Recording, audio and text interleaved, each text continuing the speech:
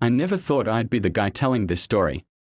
When we hear about abusive relationships, we rarely imagine a woman as the abuser. But this is what happened to me. For over a year, I was in a relationship that nearly destroyed me. This is my story. It's not easy to tell. But if it helps just one person recognize the red flags, it's worth it. We met at a party. She was magnetic, confident, funny, insanely beautiful. Let's call her Sophie. At first, she made me feel like I was the only person in the world. Constant texts, spontaneous visits with coffee, long late-night calls. I felt lucky.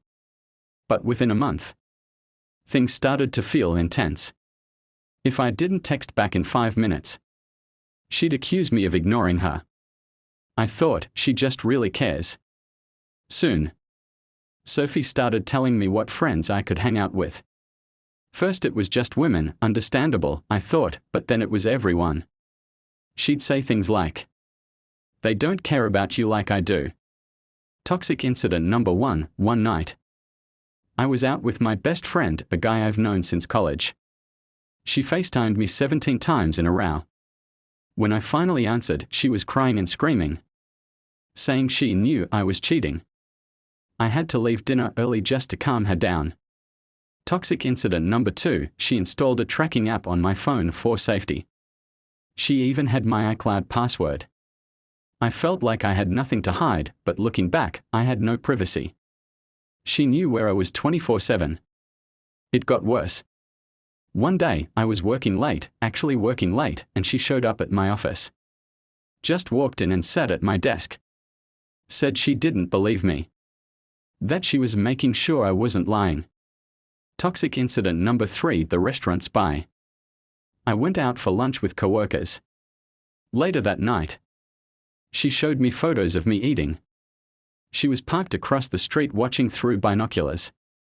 I laughed at first, thinking she was joking. She wasn't. I lost friends because I stopped going out. Even my family noticed something was wrong. The final straw. I found out she had been reading my therapy session notes. I had a private journal in my email. And she had been logging in and reading everything. Every insecurity, every fear used against me in argument. That's when I realized this wasn't love. This was control, manipulation, and emotional abuse. I cut ties. Blocked her on everything. Went to therapy consistently. Reconnected with friends. It took months to feel normal again, to stop flinching when I got a text. To believe that love shouldn't feel like a battlefield. Abuse doesn't always leave bruises.